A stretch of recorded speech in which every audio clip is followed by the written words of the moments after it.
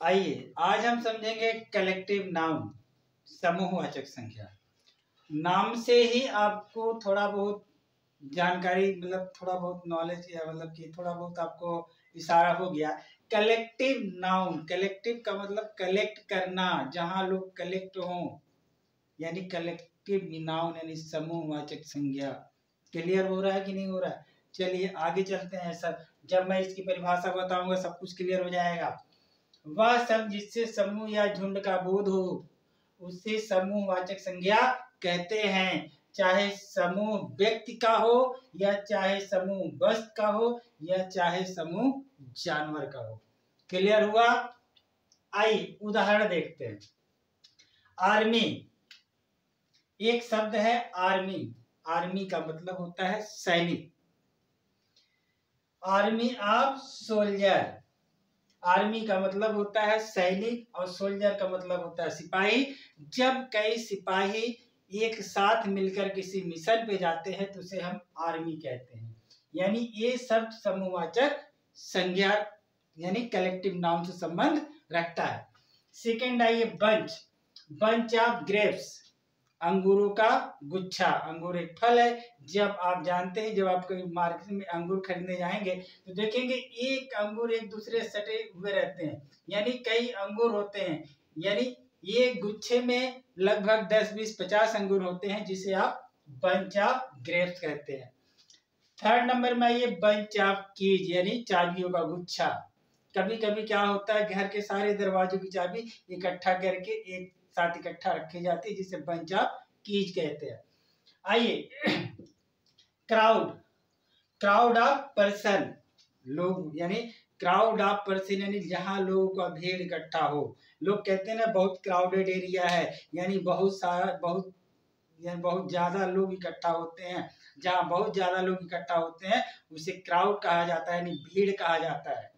आपने बहुत सारे लोगों के मुंह से सुना होगा यार बहुत क्राउडेड एरिया है, या फिर आपने सुना होगा बहुत क्राउड है, यानी बहुत सारे लोग जब इकट्ठा हो जाते हैं तो जब पूरे इकट्ठा हुए लोग को क्या कहा जाता है? भीड़। एक शब्द कहा जाता है बहुत भीड़ लगी हुई है भाई, यानी crowd of person. Group, group of boys, group का मतलब टोली, चाहे वो लड़कों की टोली हो या लड़कियों की टोली, यानी ग्रुप ऑफ बॉयज। आप क्या कह सकते हैं? Group of girl.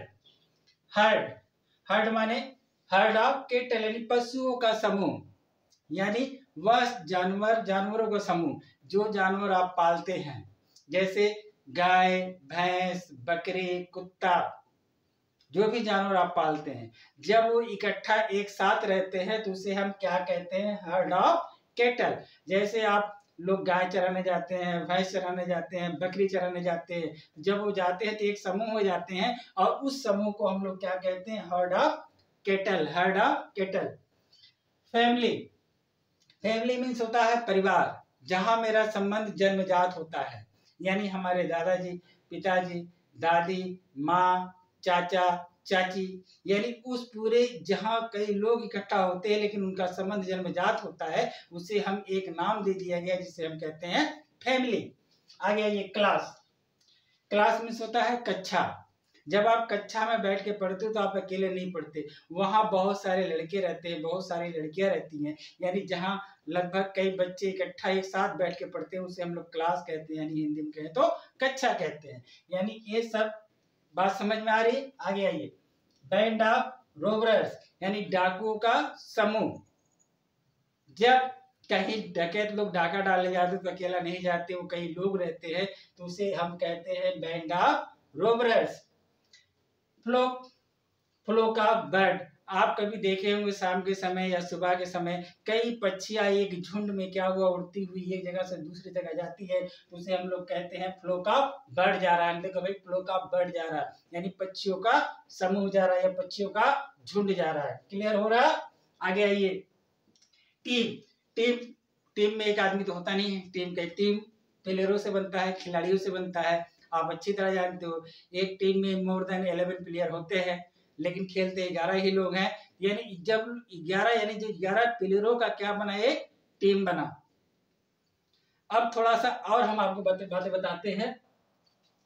ये जितने सारे वर्ड हैं ये सारे वर्ड इससे ज्यादा, जैसे बंडल ऑफ स्टिक हो गया, रिम ऑफ पेपर हो गया, ये सारे वर्ड यानी इस तरह के बहुत सारे ऐसे वर्ड है जो आपको कलेक्टिव नाउन से संबंध रखते हैं। बात समझ में आ रही, बात क्लियर हो रही है। ये सारे वर्ड क्या हो गया आपके कलेक्टिव नाउन। एक हल्का सा एग्जांपल आपको समझाते हैं, आपको पूरी मैटर क्लियर होगी। उसके बाद अगले वीडियो में आपको मिलेंगे, समझाएंगे कलेक्टिव नाउन और कॉमन नाउन और प्रॉपर नाउन। इसी मतलब इसी जो मैंने लिखा है इसे मैं आपको समझाऊंगा, लेकिन अगले वीडियो में समझाऊंगा। जैसे अभी थोड़ा सा हल्का सा आप समझ लीजिए, आर्मी। आर्मी एक शब्द है, सैनिक। कई सिपाही मिलकर जब इकट्ठा हुए किसी मिशन पे गए तो क्या बना, एक नाम हुआ आर्मी। आर्मी शब्द किससे संबंध रखा, कलेक्टिव नाउन से। और आगे आइए, लेकिन उस आर्मी किससे बना, सैनिकों से बना। अगर सैनिक की बात करें तो सैनिक क्या हो गया, सैनिक कॉमन नाउन में आएगा। अगर उसी सैनिक में वीर बहादुर सिंह किसी का नाम है, वो भी एक सोल्जर है यानी सिपाही है, लेकिन अगर उसका नाम है वीर बहादुर सोल्जर तो किससे संबंध रखेगा, प्रॉपर नाउन से। मेरी बात समझ में आ रही है, लेकिन हम पूरा डिटेल समझाएंगे आपको अगले वीडियो में। अगर हमारा वीडियो आप लोग को अच्छा लगता है, मेरे समझाने से अगर आपको नॉलेज मिलती है, वैल्यू मिलती है, then you have to share this video. आप इस वीडियो को अपने तक ही सीमित ना रखें, आप किसी और बच्चों को फॉरवर्ड करें ताकि ये ज्ञान उसके पास भी जाए। और आप लोग अच्छी तरह जानते हैं कि ज्ञान हम जितना बांटेंगे उतना ही बढ़ेगा।